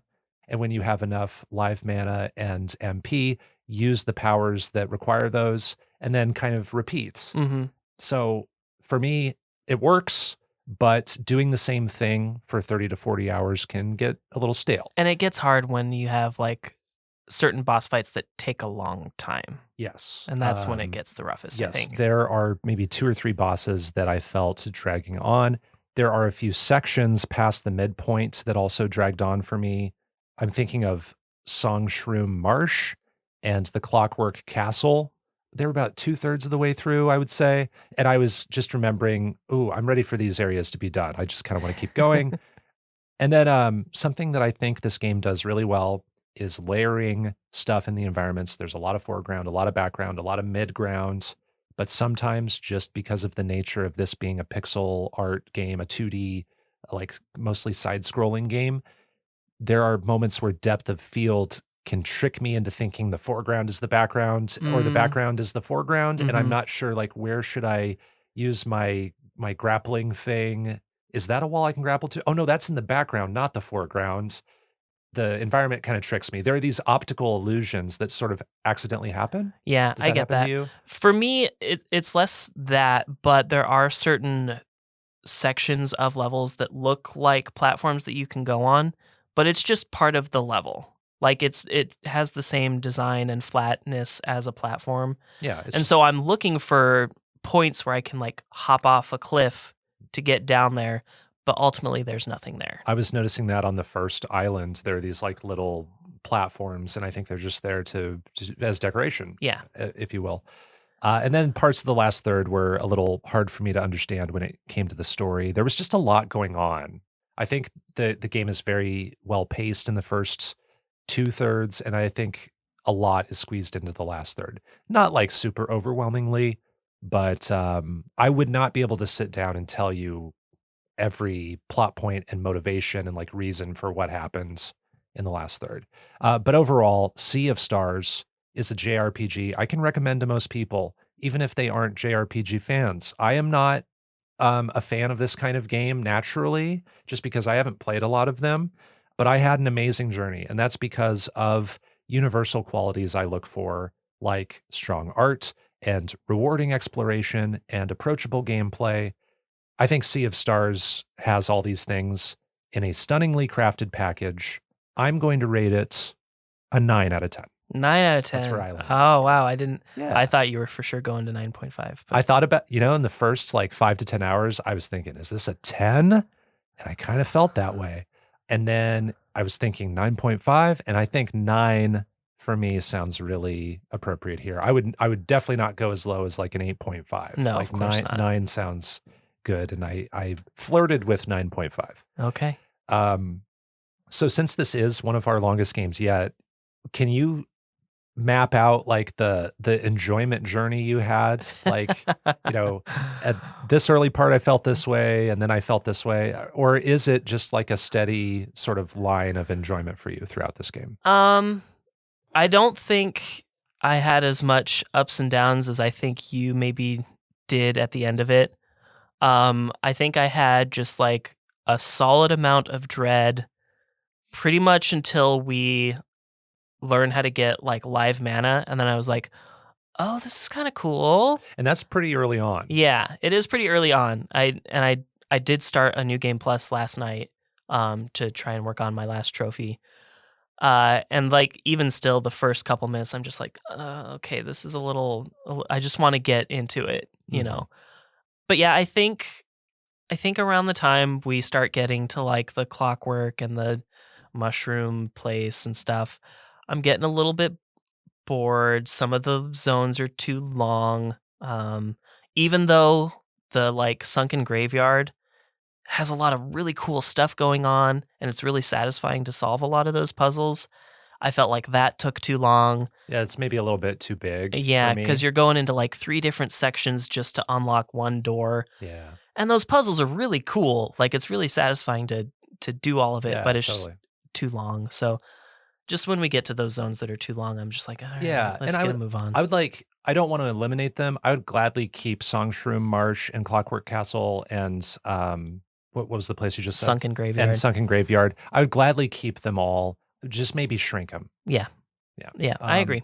So I felt that way about those places too, but then the game really ended strong for me. I think this game ends super strong, and I was relieved about that. And then I was doing the side content, and I found that very satisfying because it's so diverse. Yeah. And there's a great variety of quests you do. Yeah, most of it's really fun. Still hate doing the conches, but Yeah.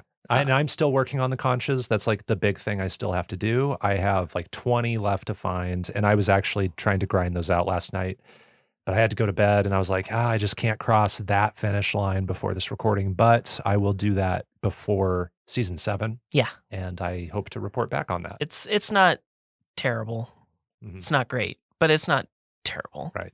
Yeah, like I'm not excited to do it, but I'm still happy to do it. So what are some ways that Sea of Stars matched your expectations of a JRPG, and maybe what ways it didn't? For me, I guess it didn't get too convoluted in its systems, because I'm thinking of like watching my brothers play Final Fantasy, or like even just the Digimon games that I love. There are so many like different equipment items, Mhm. and like one is better in this way, but one is better in this way. In Sea of Stars, it's very much like this is the next best one, and you don't. It's not confusing about it. You don't have to like choose which things to hold on to, because it's very clear like which ones are the better pieces of equipment. So I guess just not getting too convoluted in It's some of those streamlined. systems. It's yeah. definitely streamlined, and I was not expecting that. I was expecting to examine my stats. Maybe certain pieces of equipment require certain stats. There's nothing like that going on. Right. There's no level cap for a piece of armor. You can find any piece of armor or weapon or accessory and equip it on your characters. And that is great because it's less time I'm spending in the menus looking at my stats, trying to like plan out my level ups. When I level up and I make a decision about what stat to upgrade, it's an emotional feeling based on how I feel in that moment. Mhm. It is just like, well, I just kind of feel like Sarai is taking a lot of damage from attacks more so than the others, so I'm going to give her more defense. You know, Yeah. or this person seems like they have less HP than the other people. I'm going to give them more HP. Or I really like to use this person to attack specifically, so I'm really gonna like go hard on attack. Yeah, or MP. Like I want them to be able to use their skills more. So I'm able to examine my experience with using the characters, not what I want the characters to be in the future. Mm-hmm. And that's what I hate about RPGs sometimes is like, I don't want to spend hours and hours and hours trying to plan for an end game that I've never played before. And I'm looking up all these wikis and I'm looking up build guides. Nothing like that in Sea of Stars. And that's what I think makes it super approachable. We're not EV training here. We're just No, playing the game. You're not min-maxing and all that crap. And also you don't have to grind in this game. Yeah. There's never a point where it's like, I'm not high enough level to fight this thing. And that's going back to what you said about the difficulty being like a steady increase, but we're also getting better. Yeah. And I just feel like I never got stuck puzzle-wise, exploration-wise, or combat-wise. Yeah. And so I never had to like go back to an area, fight a bunch of enemies so I could level up. I think I did it like once because I was close enough to a level up Mhm. before going on to the next big story moment that I just wanted to be level 8 instead of 7, but I didn't grind for hours and hours. I think most of my grinding was incidental grinding, like going back and looking for something else and Yeah. just like not. I'm going to fight enemies that are in my way. Yeah, exactly. Because like That makes sense. most of the time, it's not worth it to try and avoid them in most cases. it's yeah. So like you end up just kind of wasting time, I feel like, when you go back to older areas because they're just not, the level ups are exponentially more experience to attain, and going back to older areas means you're earning experience from hours ago maybe, and it's just not going to get you there. So it's not worth it. And I think that's a very conscious decision. This game wants you to just keep going. Yeah. And again, it's linear as heck. This game does not want you to get stuck. I also think there are exceptional travel abilities. So like the game gives you tools I love that. to move around in this world, whereas in other RPGs, maybe we would be stuck with the same methods. Yeah, you get like one jump. Yeah. Mhm. Or Yeah. maybe something to move a little bit faster. Yeah. And then another thing is like, I kind of complained that the combat system is maybe not as deep as it could be, but I was expecting more skills and like more options with the combat. And there are two sides there where it's not as deep, but it's easier to approach and easier to put this controller in someone's hands for someone who maybe hasn't played an RPG before. Like, hey, you can step away from the game and come back to it and you won't feel confused, really. Yeah. We talked about this already, but there are many characters and moments that were more integral than they seemed. Sarai and the Archivist. Are there any other examples you can think of this going on? Yeah. So I remember the first time that I actually saw Sarai on the screen. And the next time that I saw her on the screen, she looked different. And so I picked up on that pretty quick. But just beyond that, just like the whole pirate crew in general, like maybe the biggest moment of the game, we only get to do that because we are with the pirate crew. Yeah. Does that make sense? Yeah, it does. It totally does. So I would not have expected the pirate crew to be so substantial for the majority of the game. Absolutely. Also, I love the name Cliche. Oh, yeah. Captain Captain Cliche. Cliche. Yeah. Love it. Great. Yes. Love it. But yeah, I loved the pirate crew as well. And they're like definitely helping us get to later parts of the game. But then when we're in combats and in encounters, I imagine you have like go-to party members and like skills that you like to go to. Yeah. We talked about Moonerang and Soonerang. I also really like Sunball. Sunball's really cool, and I wish that I tend to like have to focus on either healing light or spending my combo points with Zale instead of Valair because I want to keep using Moonerang a little bit more. But but I did love Sunball a lot. Yeah. I was just like going back and forth between those a lot, but I was also using Sarai's Disorient to delay attacks. This is where I am trying to break more locks. And that was a fun little puzzle in some combat encounters. Like combat turned into a puzzle sometimes where it's like a card game where I'm trying to figure out like what is the best way to play my cards efficiently in this turn. I'm looking at the locks. I'm doing really quick like math. It feels like I'm kind of doing Slay the Spire or something. A little bit. Yeah. So I'm just trying to figure out how to like play my quote unquote cards. But then like also with Sarai, I like all of the ultimates, but going back to the characters being integral, the pirate crew shows up in Sarai's ultimate attack. So I like that little nod. Like this game looks for excuses to bring characters back in those ways too. Yeah, for me, Venom Flurry, I think, is my favorite attack in the game. I just think it looks so badass and it's fun to perform. I think it's easier to say who I didn't play as much, and that's Roshan and Beast. Okay. I think I would have liked to play as Beast more, but by the time he joins our party, you know, I'm just keeping Valair and Zale and Sarai on the field as much as I can. It's not that like he's bad or I don't like his moves. It's just that I like these ones better, and we get him so late. We do. It's hard to fall in love with Beast, and there was nothing about Beast that changed the game dramatically for me. Yeah. That said, I did have fun with Roshan. I had fun using Roshan's attack. I like Roshan's base attack. Base attack is like my favorite base attack in the game, I think. Yeah. I don't love like the rest of it or, you know, even just like using live mana with him. But that base attack's pretty fun. Yeah. It's got its own sort of timing thing that can change encounter to encounter. And so like that was rewarding to pull off. Were there any like combo moves that you were looking to use? There's still several that I haven't tried yet. So I'm sure that there are more that I would love. I really wanted to love Arcane Barrage, which is the Roshan and Sarai combo. I could never get the timing for that. I couldn't get the timing right, and that's why I didn't fall in love with it. But it's really cool because Sarai just like kicks these potions, and she's like kicking, and that's so cool. And I want to do it, but I can't pull it off. I think you have to hit it like earlier than you think. Yeah. I really like the cross slash, which is Sarai and Zales together. Oh yeah. That one's pretty cool. When it comes to Moonerang, I was having trouble with the timing for a long time. It took me like first couple hours to feel like I could get more than a dozen hits, back and forth. Was that natural for you?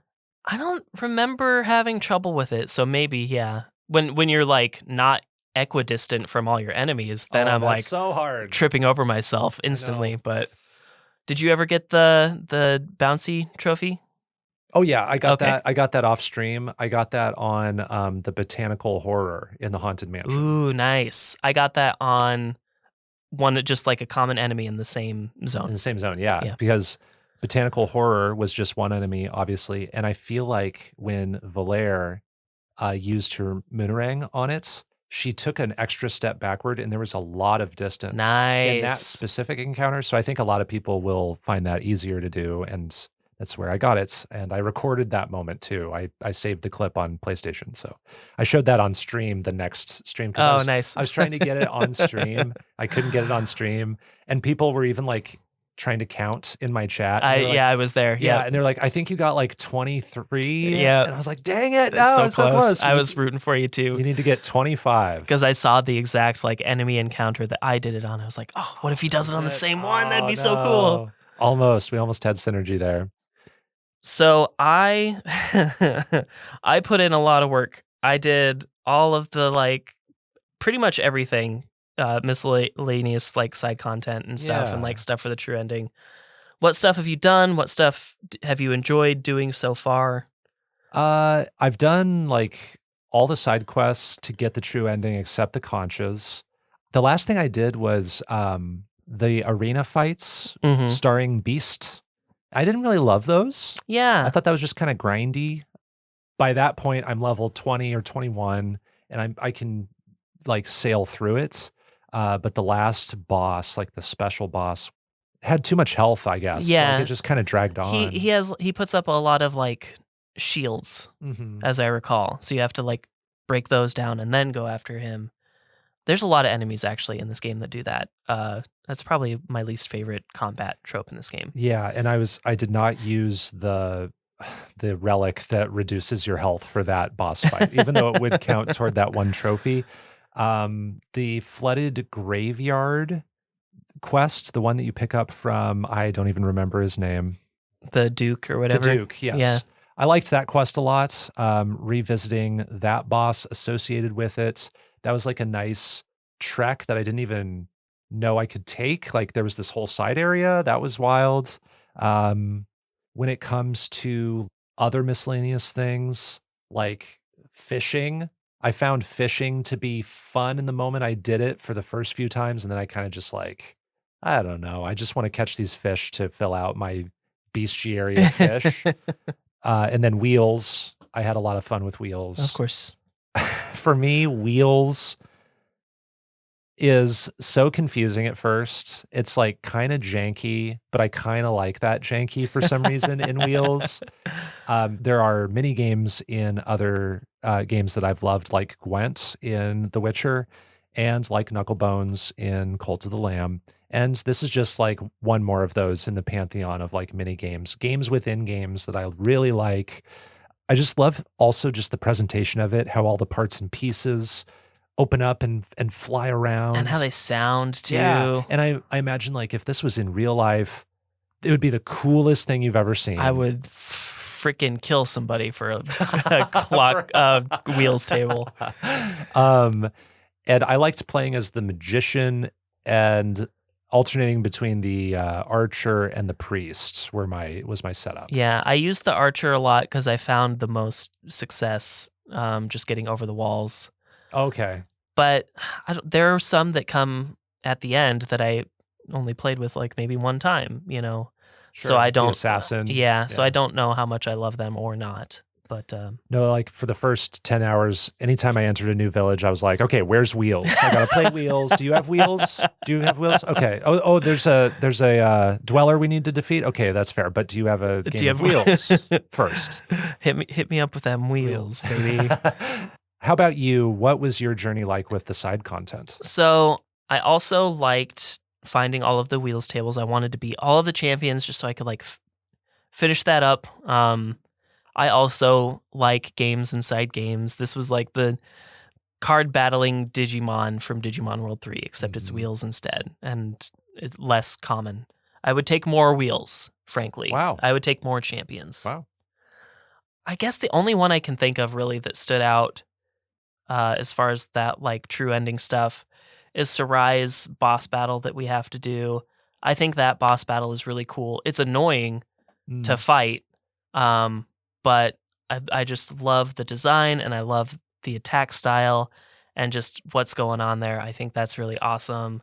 And I love the reward we get at the end, obviously, because I love playing as Sarai the most. Yeah, you watched me play that the other night. Yeah, and I did. I had that relic on and I didn't need to. I didn't know that boss didn't count. I was impressed that you'd pulled that off, though. I was like, oh, Popo, don't do that. I spent a lot of time. I was so scared. I was sweating because I was like, if I fail this on stream, I'm going to be so embarrassed. Yeah, well, honestly, I think you beat that boss faster than I did. So I think that had something to do with it.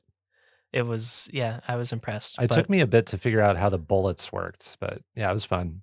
And I'm trying to remember what all of the other like pieces to the ending are. So there's like collecting all 5 Solstice shrines. I loved doing that.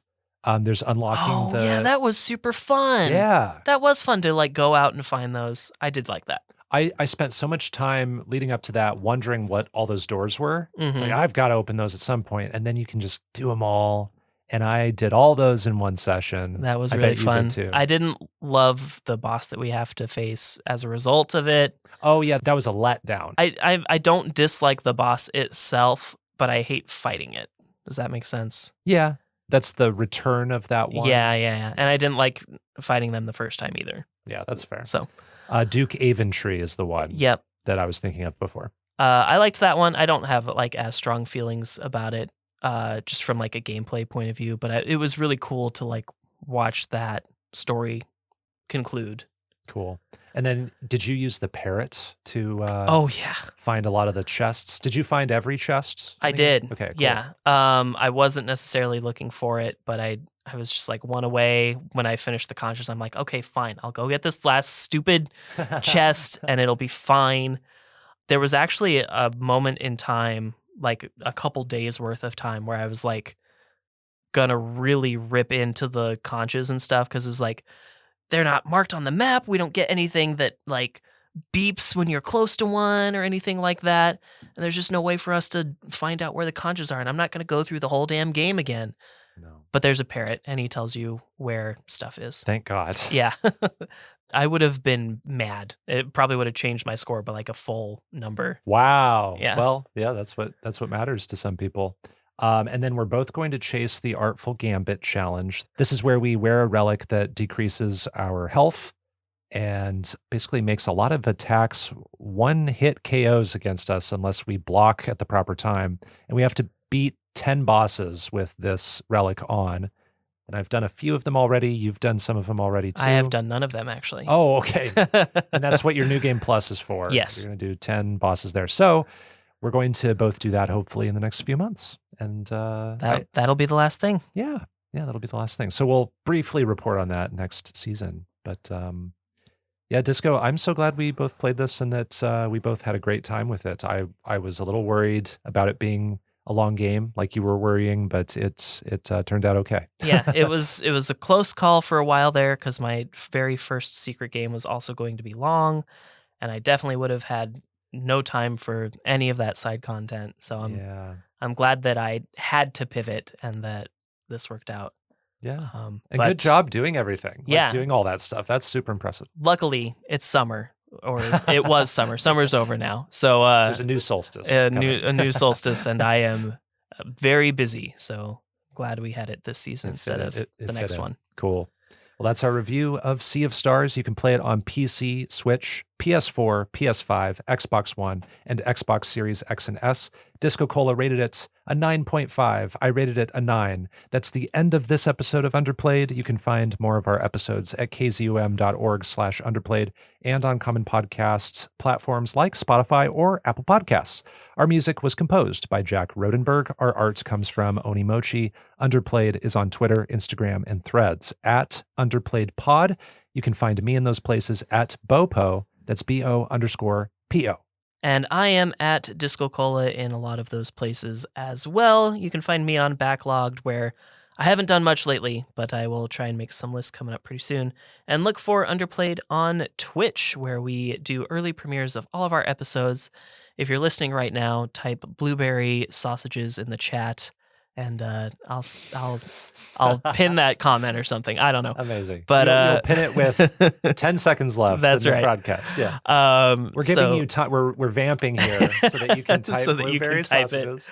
But thank you for listening to our early premieres on the Monday nights before they premiere, and look for the Season 7 co-op game, which will be something, and we'll decide that in the next episode. Yeah, it'll be my choice. And I think I have it picked out already. I'm not surprised. Next time, we'll be reflecting on all the games of Season 6 and planning our featured game roster for Season 7. Until then, everyone, keep on playing.